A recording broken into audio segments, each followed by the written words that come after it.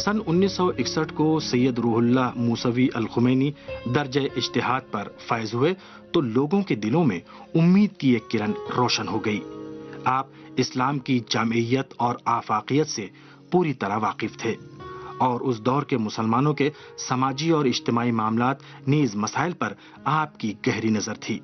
لہٰذا یہ کیسے ہو سکتا تھا کہ وہ ماحول میں رونما ہونے والی سماجی، سیاسی اور ثقافتی تبدیلیوں سے لا تعلق رہیں؟ یہ ہو ہی نہیں سکتا تھا کہ سید روح اللہ الموسوی الخمینی مذہبی القابات اور حیثیت کو باقی رکھتے ہوئے گوشہ نشینی اور زہد بے خطر میں پڑے رہیں اور مظلوم اور ستم دیدہ لوگوں کی مدد کے لیے نہ کریں۔ آپ حکومت وقت کی بدعنوانیوں اور ظلم و ستم پر ہرگز خاموش نہیں بیٹھ سکتے تھے۔ انہیں تو صرف اور صرف خوشنودی خدا سے غرض تھی اور اس تلخ دور کی اصلاح کے سوا کچھ اور نہیں چاہتے تھے۔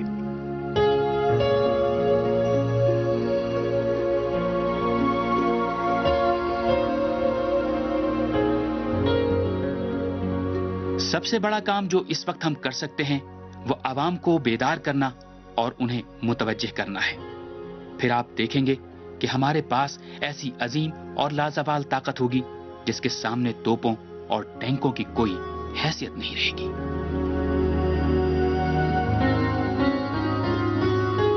20ویں صدی کے بعد جب استعمار نے دیکھا کہ اب لوگوں کو غلام بنا کر ان کے اوپر حکومت نہیں کی جا سکتی ہے تو انہوں نے اپنی روش کے اندر تبدیلی پیدا کی۔ جان کینیڈی امریکہ کے اس وقت کے پریزیڈنٹ اور صدر جمہوریہ نے شاہ ایران کو امریکہ کے سفر میں یہ تجویز دی کہ تم کچھ ایسی چیزوں کو ساتھ میں لے کے جاؤ کہ جس کی بنیاد کے اوپر لوگوں کو یہ نہ لگے کہ زبردستی ان کے اوپر حکومت کی جا رہی ہے، بلکہ لوگ خود بخود آ جائیں اور تمہاری حکومت کو قبول کریں۔ لوگوں کو یہ نہ لگے کہ ان کو غلام بنایا جا رہا ہے، بلکہ تم ایسا ماحول فراہم کرو کہ لوگ خود بخود تمہاری غلامی میں سر رکھ دیں اور تمہیں اپنے آقا کے طور پر قبول کر لیں۔ لہٰذا جان کینیڈی نے ایک لائحہ دیا کہ اس کے اندر ایک ایسا دستور عمل تھا کہ جس میں کچھ بند تھے اور ان کا مطلب یہ بنتا تھا ان تمام چیزوں کا کہ جن کے نفاذ کے ذریعے سے تم بغیر کسی توق و زنجیر کے لوگوں کو اپنا غلام بنا سکتے ہو، اور اس کو جو نام دیا گیا وہ انقلاب سفید کا نام تھا، وائٹ ریولیوشن۔ 1961 میں آیت اللہ بروجردی کا انتقال ہوتا ہے تو ایک دفعہ پھر وہی بل جو لے کے آنے کی کوشش کر رہے تھے پہلے اسمبلی کے ذریعے، اب اس کو ایک نیا نام دے کے وائٹ ریولیوشن دے کے دوبارہ لانے کی کوشش کی گئی۔ اس میں خود شاہ نے ڈائریکٹ ریفرینڈم کے ذریعے اسے منظور کروانے کی کوشش کی۔ امام نے دوبارہ سختی سے اس کی مخالفت کی۔ اس وقت کیونکہ آیت اللہ بروجردی نہیں تھے، لوگوں میں ایک دفعہ پھر وہ تفرقہ پھیل چکا تھا اور کوئی ایک اکیلی طاقت نہیں تھی جس کی گرد سب جمع ہو جاتے، لہذا امام خمینی اس وقت اکیلے شخصیت ایسی تھیں جو لوگوں کی امیدوں کا ایک مرکز بنی ہوئی تھی۔ آہستہ آہستہ جیسے یہ 60 کی دہائی آگے چلنے شروع ہوئی تو امام کی جو صلاحیات امام خمینی کی قائدانہ وہ ابھر کر سامنے آنی شروع ہو گئیں اور لوگ بھی ان کے گرد جمع ہونا شروع ہو گئے۔ شاہ جب امریکہ سے واپس آیا تو اس نے جان کینیڈی کی جانب سے دی گئی تجاویز کو عملی کرنے کے لیے یہ سوچا کہ کون سی چارہ تدبیر اپنائی جائے جس کے ذریعے سے ان تجاویز کو عملی کیا جا سکے۔ امریکہ اور انگلینڈ ایران کو محمد رضا پہلوی کے ذریعے اپنے ایک سیاسی محرے کے طور پر استعمال کرنا چاہتے تھے، لیکن ایران کے مسلمانوں کے اسلامی افکار اس راہ میں ایک بڑی حائل تھے، لہٰذا 1962 میں امریکہ نے محمد رضا پہلوی کو سفید انقلاب کے نام سے ایک پروجیکٹ دیا کہ جس کے ذریعے اس نے یہ چاہا کہ اسلامی افکار یہاں سے بالکل ختم کر دیے جائیں۔ محمد رضا پہلوی نے 1962 میں اس 6 نکاتی سفید انقلابی پروجیکٹ کو ریفرینڈم کے لیے پیش کیا اور عوام کی اکثریت کے ذریعے اس کو منوانا چاہا۔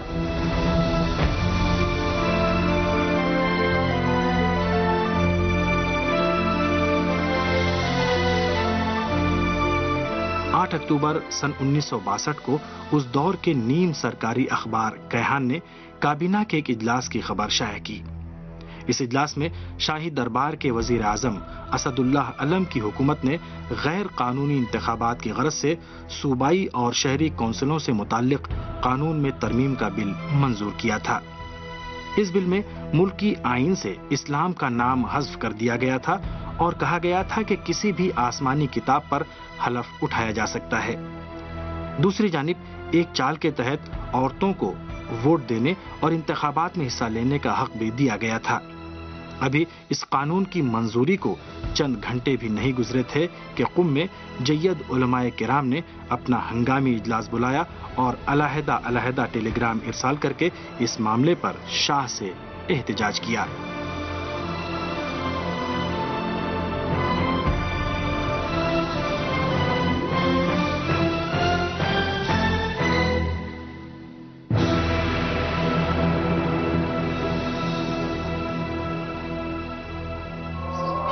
یہ بل جب اسد اللہ عالم کی کیبنٹ میں پاس ہوا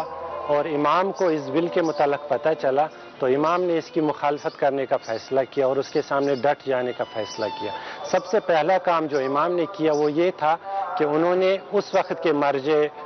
تقلید شیخ عبدالکریم حائری کے گھر میں علماء کو اکٹھا کیا اور ان سے اس مسئلے میں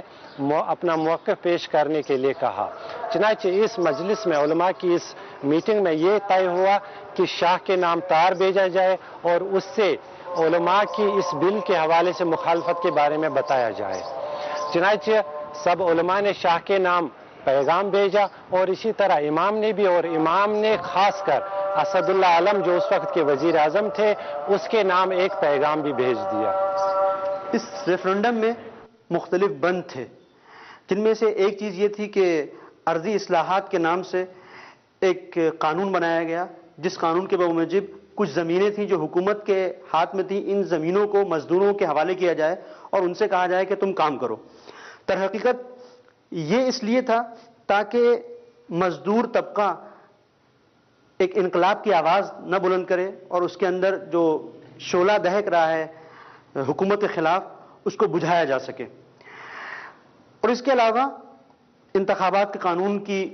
اصلاح کی گئی اور الیکشن کے قانون کے اندر جو خامیاں تھیں ان کو دور کیا گیا اور کہا کہ اس میں خواتین بھی حصہ لے سکتی ہیں۔ اسی طریقے سے تعلیمی نظام کو بہتر بنایا گیا اور کہا گیا کہ ان پڑھ لوگوں کو پڑھایا جا سکے۔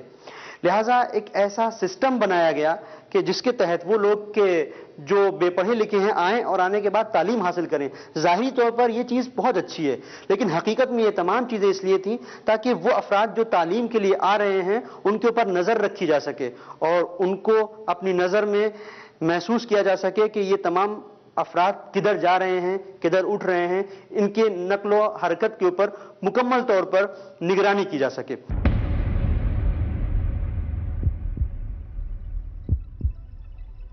6 دن کے بعد 15 اکتوبر سن 1962 کو شاہ نے علماء کرام کے ٹیلی گراموں کے جواب میں ایک خط اپنے وزیر اعظم اسد اللہ علم کے دفتر ارسال کیا۔ ادھر قوم کے علماء نے اپنا دوسرا ہنگامی اجلاس بلایا اور اس کے بعد سید روح اللہ الموسوی الخمینی نے وزیر اعظم کے نام ایک ٹیلی گرام ارسال کیا، جس میں کہا گیا تھا کہ امیدواروں اور ووٹروں کے لیے مسلمان ہونے کی شرط ختم کرنا اور قرآن مجید کے علاوہ کسی اور آسمانی کتاب پر حلف اٹھانے کی اجازت دینا ملک کے آئین کی خلاف ورزی ہے۔ توقع ہے کہ اسلام کے مستحکم قوانین اور ملکی آئین کی پابندی کرتے ہوئے معاملات کی اصلاح پر فوری طور سے غور کیا جائے گا۔ میں وزیر اعظم علم سے کہنا چاہتا ہوں کہ کوئی بھی پارلیمان اور کوئی بھی عہدیدار شریعت اسلامی اور مذہب جعفریہ کے خلاف نہ تو قانون بنا سکتا ہے اور نہ ہی اسے منظور کر سکتا ہے۔ ماہرین سیاسیات یہ کہتے ہیں کہ کسی بھی شخص میں سیاسی فکر خود بخود جنم نہیں لیتی، بلکہ اسے کوئی نہ کوئی ایسا واقعہ ہوتا ہے، کوئی نہ کوئی ایسا حادثہ ہوتا ہے یا کچھ ایسی مشکلات ہوتی ہیں جو اس کو اندر سے ہلا دیتی ہے۔ جب ہم حضرت امام خمینی کی ذات کو دیکھتے ہیں اور ان کی شخصیت کو دیکھتے ہیں تو ہمیں پتہ چلتا ہے کہ حضرت امام خمینی بھی کہیں گرم کمروں میں بیٹھ کر اور جو ہے منرل واٹر پی کر اور پریس کانفرنس کر کے لیڈر قائد یا امام نہیں بن گئے.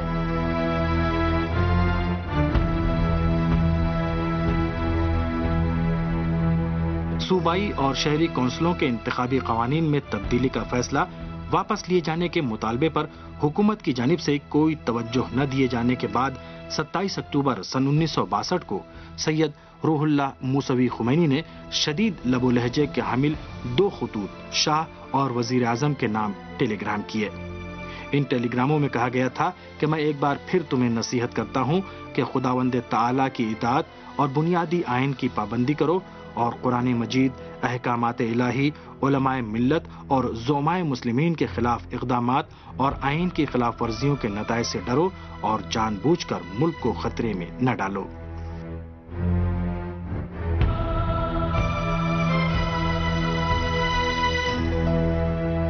یہ قانون جب بنتا ہے اور اس کو ریفرینڈم کے لیے جب پیش کیا جاتا ہے تو پیش کرنے سے پہلے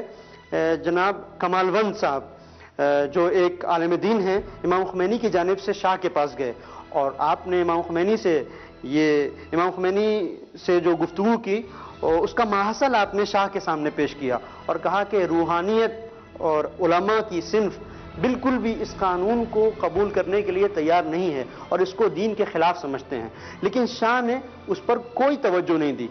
جب کمال وند صاحب جو ایک عالم دین تھے واپس آئے اور واپس آنے کے بعد آپ نے یہ بات امام خمینی کو بتائی کہ شاہ نے آپ کی درخواست کو قبول نہیں کیا ہے، تو امام خمینی نے اس ریفرینڈم کی حرمت کا فتویٰ دیا اور آپ نے یہ کہا کہ ہم میں سے کوئی بھی شخص اس ریفرینڈم میں شریک نہیں ہوگا اور آپ نے اس انقلاب سفید کو انقلاب سیاہ کا نام دیا.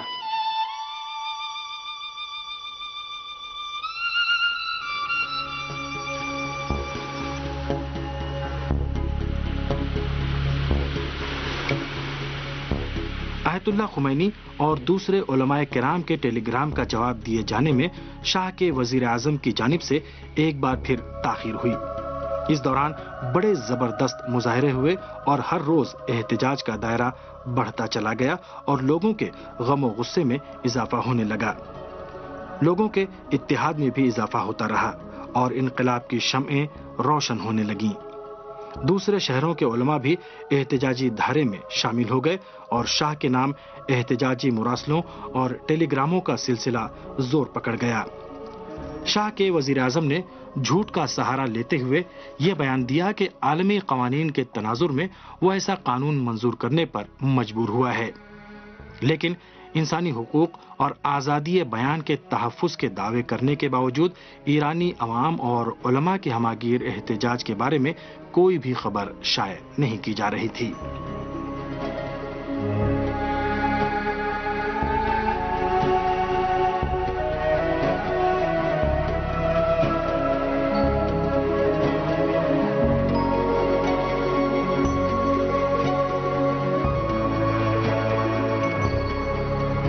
اس وقت کے وزیر اعظم اسد اللہ علم سے جب اس بل کے حوالے سے پوچھا جاتا تھا تو وہ کہتا تھا کیونکہ عالمی برادری کی طرف سے دباؤ ہے اور بین الاقوامی معاہدوں کی روح سے ہم نے یہ بل پاس کرنا تھا، انہیں ہمارے اوپر دباؤ تھا.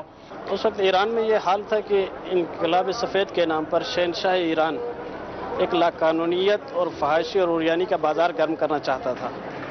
اور ایسا کرنے کے لیے اس نے جس طرح کے عام طور پر ڈکٹیٹر حکمران کرتے ہیں اس نے بھی ایک ریفرینڈم رچانے کا منصوبہ بنایا.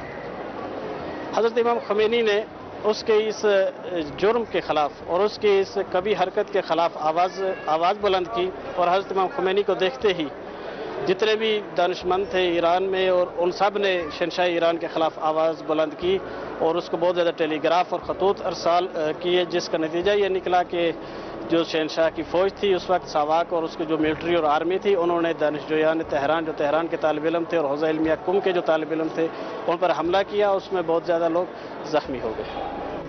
لیکن جب علماء نے یہ دیکھا کہ ایک ایسی چیز ہمارے ملک میں آ رہی ہے کہ جس کے بل پر قوم اور ملک کو تاراج کرنے کی سازش کی جا رہی ہے، علماء نے اس کی مخالفت کی اور اس انقلاب سفید کو سیاہ انقلاب کا نام دیا.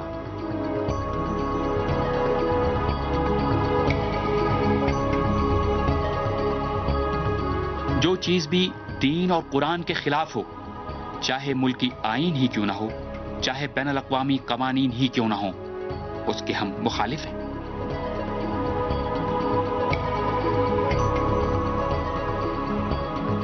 آخر کار جب عوامی احتجاج کا سیل رواں حکومت کو باہر لے جانے کے لیے تیار ہو گیا تو شاہ کے وزیر اعظم نے گھٹنے ٹیک دیے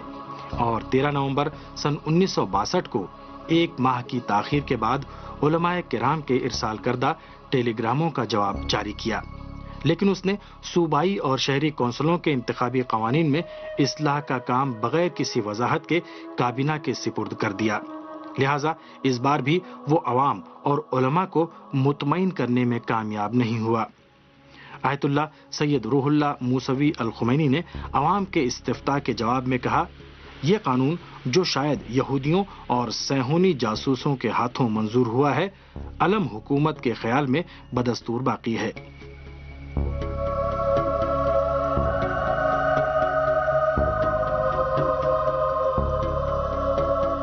میں ایران اور ساری دنیا کے مسلمانوں کے سلسلے میں اپنی شرعی ذمہ داری کے تحت خطرے کا اعلان کرتا ہوں۔ قرآن کریم اور اسلام خطرے میں ہے، ملک کی خود مختاری اور معیشت پر صہیونیوں کے قبضے کا اندیشہ ہے، اور یہ لوگ ایران میں بہائیت کی شکل میں سامنے آئے ہیں۔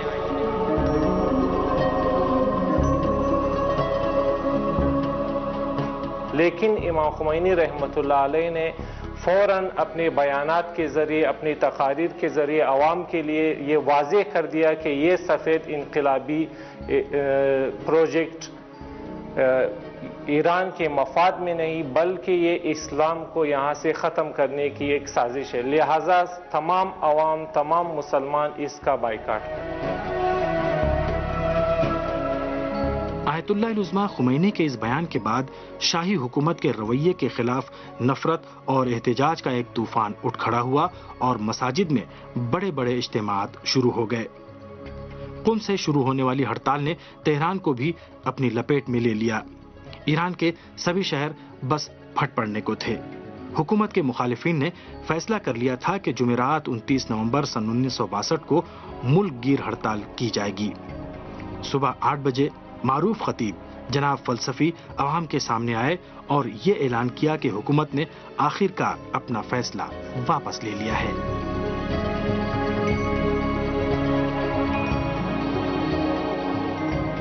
اس کے باوجود حضرت آیت اللہ موسوی الخمینی نے اعلان کیا، یہ بات اچھی طرح ذہن نشین رہے کہ جب تک حکومت اس بات کا اعلان اخبارات کے ذریعے شائع نہیں کرے گی، اس وقت تک معاملے کو ختم شدہ تصور نہ کیا جائے۔ ہم اپنی جدوجہد پھر سے شروع کر دیں گے اور کامیابی تک جاری رکھیں گے۔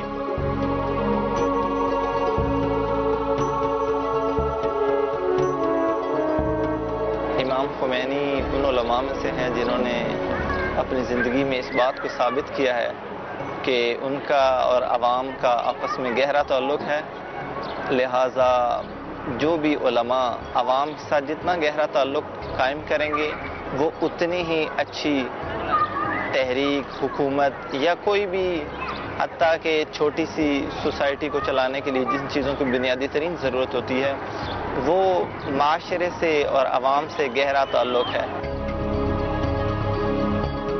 آخر کار شاہی حکومت کے وزیر اعظم اسد اللہ علم نے 1 دسمبر سن 1962 کو ایک پریس کانفرنس کے دوران اخبار نویسوں کو بتایا کہ کابینہ نے فیصلہ کیا ہے کہ صوبائی اور شہری کونسلوں سے متعلق 8 اکتوبر کے ترمیمی بل پر عمل درآمد نہیں کیا جائے گا۔ امام خمینی نے اپنی زندگی میں اپنے عمل کے ذریعے، اپنے کردار کے ذریعے، اپنی گفتار کے ذریعے، اپنے عمل کے ذریعے ایک ایسا انقلاب برپا کیا جو کہ ائمہ علیہ السلام کی تمنا تھی۔ ہمارے ائمہ علیہ السلام یہ چاہتے تھے کہ ہم اسلامی حکومت کا قیام کریں، جس کا ثمر اور جس کا نتیجہ امام خمینی کے ذریعے ہمیں حاصل ہوا۔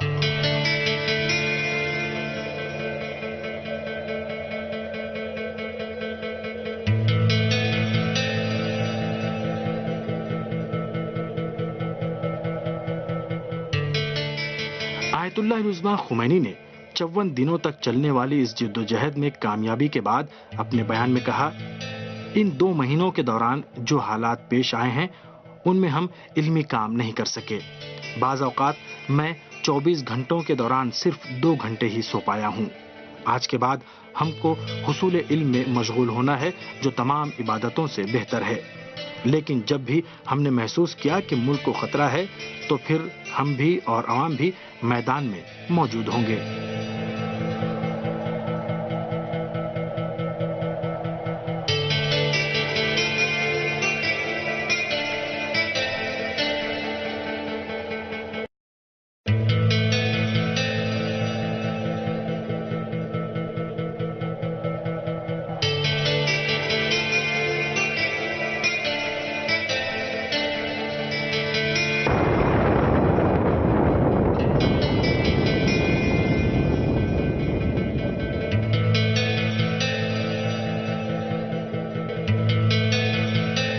الخمینی درجہ اجتہاد پر فائز ہوئے تو لوگوں کے دلوں میں امید کی ایک کرن روشن ہو گئی۔ آپ اسلام کی جامعیت اور آفاقیت سے پوری طرح واقف تھے اور اس دور کے مسلمانوں کے سماجی اور اجتماعی معاملات نیز مسائل پر آپ کی گہری نظر تھی، لہذا یہ کیسے ہو سکتا تھا کہ وہ ماحول میں رونما ہونے والی سماجی سیاسی کر سکتے تھے؟ انہیں تو صرف اور صرف خوشنودی خدا سے غرض تھی اور اس تلخ دور کی اصلاح کے سوا کچھ اور نہیں چاہتے تھے۔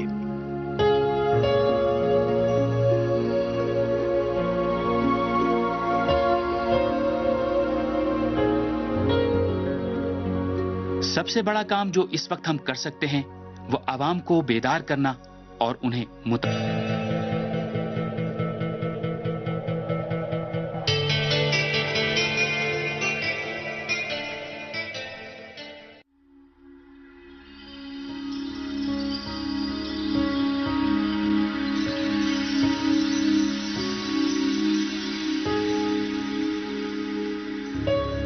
سن 1961 کو سید روح اللہ موسوی اور ثقافتی تبدیلیوں سے لا تعلق رہیں۔